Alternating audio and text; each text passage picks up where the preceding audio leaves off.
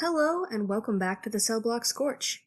This is Octo, and today I'll be sharing my response for, I literally just had it, I had it down and now it's gone, 1 second, 247B.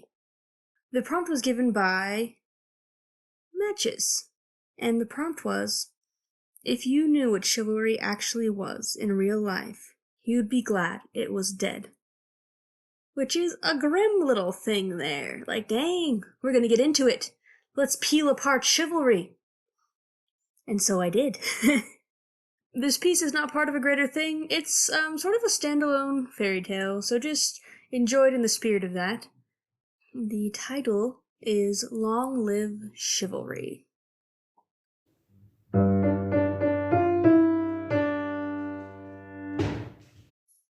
Far outside the village, at the top of the steepest hill, there lives a little old woman who remembers how the world used to turn. She remembers the dragons, and the magic, and the chivalry. She's not popular, but thought of by the villagers with a certain sort of fondness, the same kind you have for a well-loved book. They often trek up to her little cabin to beg for tales when the weather permits. "Tell us of the gallant knights," the children say. "Tell us of their adventures." "Tell us of the princes and their princesses," ask the starry-eyed youths. "Tell us of their love." "Tell us of the endings," the tired old folk plead. "Tell us they were beautiful and happily ever afters." The little old lady obliges them, for she is lonely and the last of her kind. She spins grand tales of princes and princesses, of paupers and kings, of beasts and treasures. They listen with wonder, and each one of them returns to their daily lives with a tiny kernel of longing in their heart for times past when chivalry reigned. She harbors no such wistfulness. She is, in fact, quite content with the state of affairs. If the people truly understood what chivalry was, they would be as glad as she was that it was dead. She admits that from a distance it seems a magnificent thing. Kindness, justice, honor, helping the weak. And aren't they all weak, down in the village? Don't they need some kindness? So she tells them the beautiful things, the uplifting things, and cuts away the bits that would tarnish the shine of it. The adventures, the love, the great monsters conquered. She lays them all out like pages from a storybook. Flat. She shapes them as fairy tales, mostly imagery and symbolism, and no dialogue if she can help it, to hide the fact that her chivalrous knights have all the depth of a puddle. She's scraped away the bits that she finds unpalatable. She'd been locked up in a tower as a young girl. She'd stayed there for years, racked by a curse that called great monsters to her side whenever she went. The tower was so very, very tall that they could not reach her, but she could hear them baying and cackling beneath her single tiny window.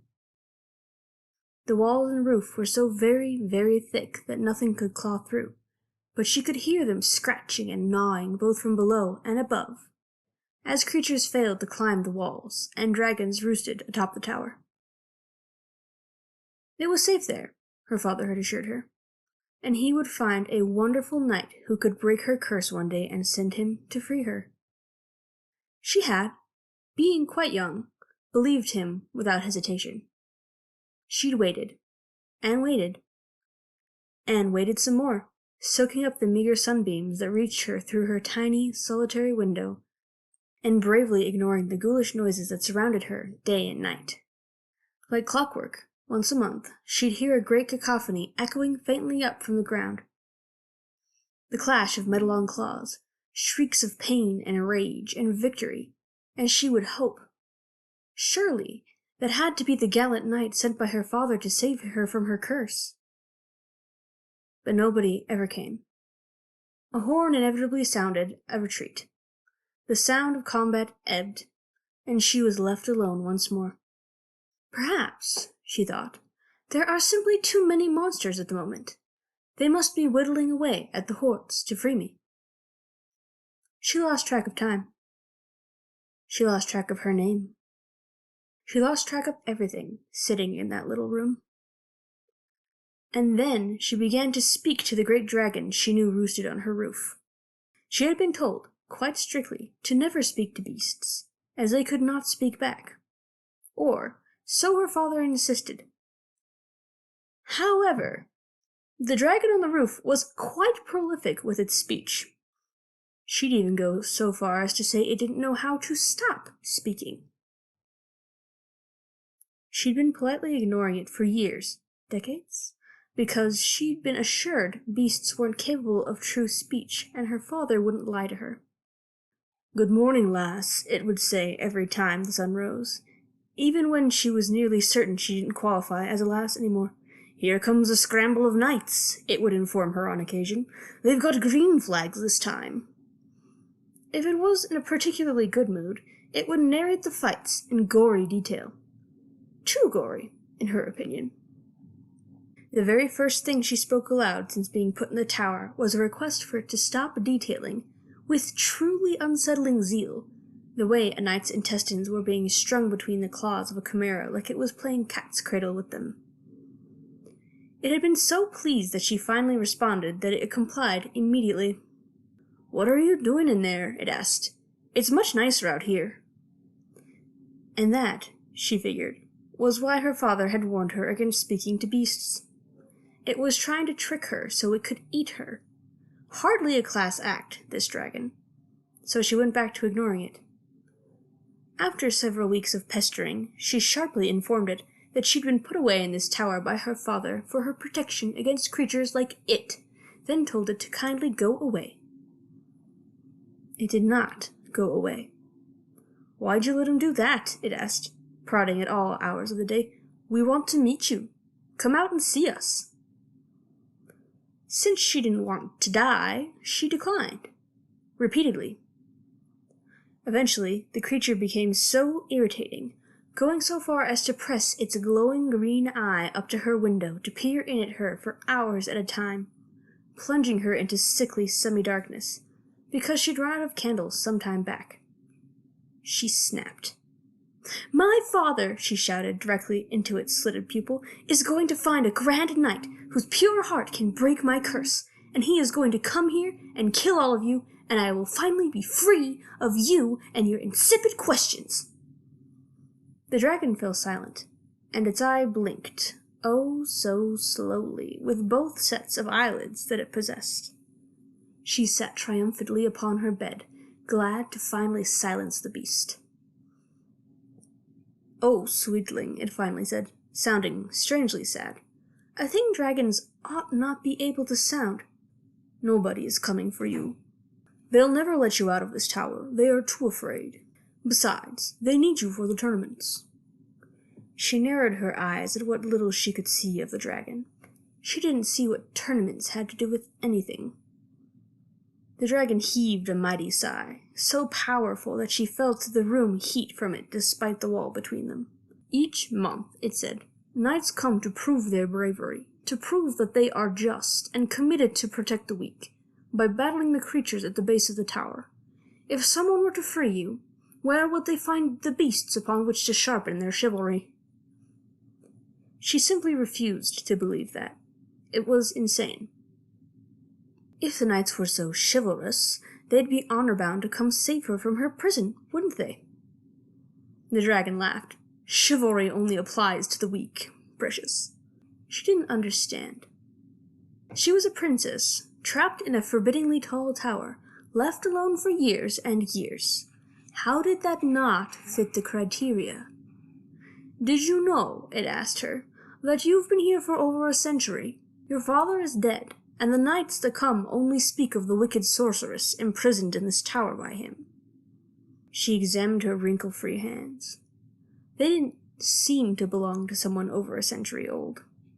Surely she would have noticed that much time passing. "The beasts scratching at the foot of the tower are trying to reach you, the poor dears, but they don't have the mental faculties for it," blithely continued, "nor the wings." She took an uncertain step toward the window, and the dragon obligingly moved its eye out of the way so she could peek down. It still looked like a writhing mass of violence to her. "Of course, those of us with wings can't even get to you if you don't desire it," it complained. "I've been waiting so long. Do you know how drafty it is up here?" She wasn't really listening anymore, suddenly seized with the urge to open the trap door she'd entered the room by all those years ago and forbidden to touch. Just to look down the stairs. Just to contemplate freedom. It was gone, like it had never been there. The very least you could do is stop wishing for someone to come save you. Then the knights would have to actually work to catch something to prove their valor for once. She simply couldn't believe what it was saying. It couldn't be true. She told it so. "Oh, a liar, am I?" it asked. "Go ahead. Tell the rabble to go away. See what happens." She scowled at it and its feigned grin, then shouted down at the monsters to leave her alone.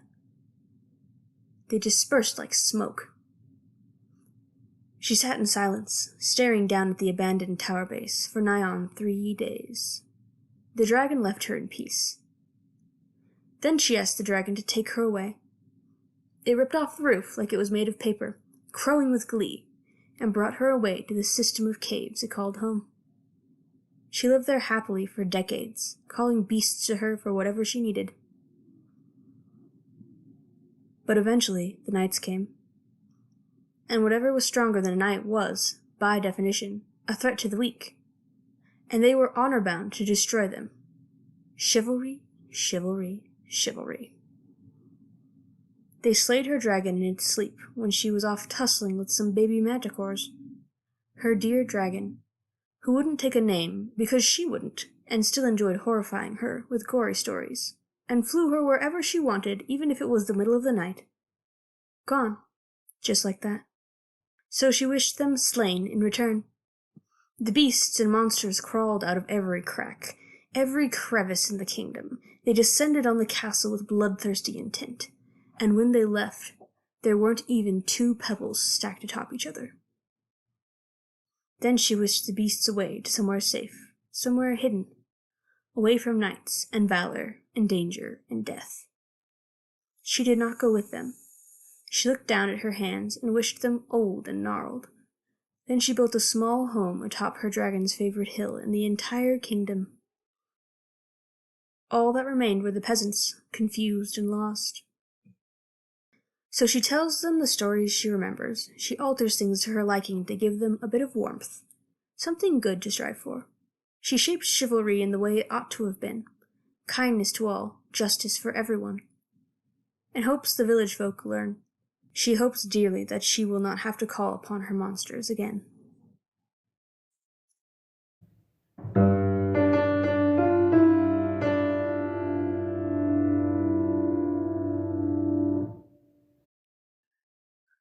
There you go.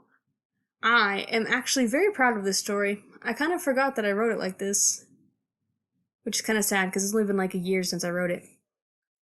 But, go me. You know the sad thing about this, okay? The thing about the cellblock Scorch is, everyone writes their little thing and they turn it in, right? Well, occasionally what happens is that only one person turns something in, and so you win by default.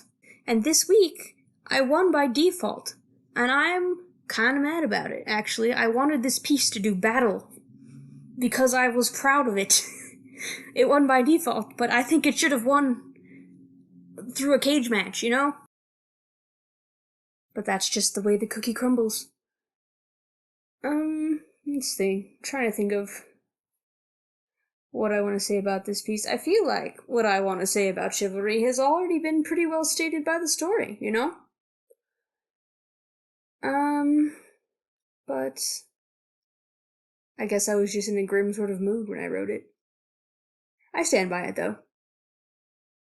I always think it's interesting to put characters in situations where they're outside of the normal, like, binary in a way that impacts them possibly badly. Like, chivalry in this case, right? Either you're weak or you're strong. If you're weak, you are protected by the strong person. If you are strong, you protect the weak people. But what if you are both weak and strong? Such as our poor lady who does not have a name. Then you are automatically a threat because they're not going to protect you because you're strong, but you're in trouble because you're weak. Problems abound. Also, isn't her father just a jerk? Like, he figures out that his child has boundless magical ability and immediately just yeets her into a tower. What the heck, man? This is why you can't trust men in fairy tales, by the way. They always just throw people into towers and fix their problems. And that's not really a tenable way to do things, tragically. But yeah, this story has kind of got that bittersweet air to it. It's not really happy ending, but it's happier than it could have been, I guess. Hopefully, this apparently immortal lady can just live out her days on the hill and inspire people to be actually good instead of pretending to be good, like those knights who practice chivalry did. Only time will tell, and since I'm never writing more of this because it's a one-shot, nobody will ever know. Let's see. As for the next week, since I won, I got to prompt. My prompt was, if I can find the darn thing. My prompt was 1 arrow shy of disaster. There's a lot of different ways this could have gone, like, are we shooting arrows? Is there a dramatic PowerPoint? Is there some other arrow-like thing happening? Who knows? I ended up picking... You'd think I'd be able to tell you right now. I ended up picking Bones, because they wrote a really funny piece, and as we all know, I'm a sucker for really funny things, okay? It was part of this universe that they have, in space also, and I'm an extra sucker for sci-fi, so it was just an unfair battle, basically. I will talk about it more when it actually comes out. But everyone had really good pieces there. It was a real close match. I believe that is all I have for you today. Keep that fire burning. The Cellblock Scorch is a production of Stellacore, an independent group of nerds sharing their obsessions with the world. Links to all our projects, including Instagram, Tumblr, YouTube, Patreon, and Ko-Fi, can be found on our Linktree, posted in each episode description. Follow us on Tumblr or Instagram to see the prompt of the day before the episode drops, and a quote from each Scorch the day after. If you would like to support our creative endeavors, you can give a one-time tip to the Ko-Fi of the writer of your favorite Scorches, or check out our Patreon. There, you can access the Scorches and episode transcripts for free, or sign up for Spark level support for $5 a month to gain access to our embers as well.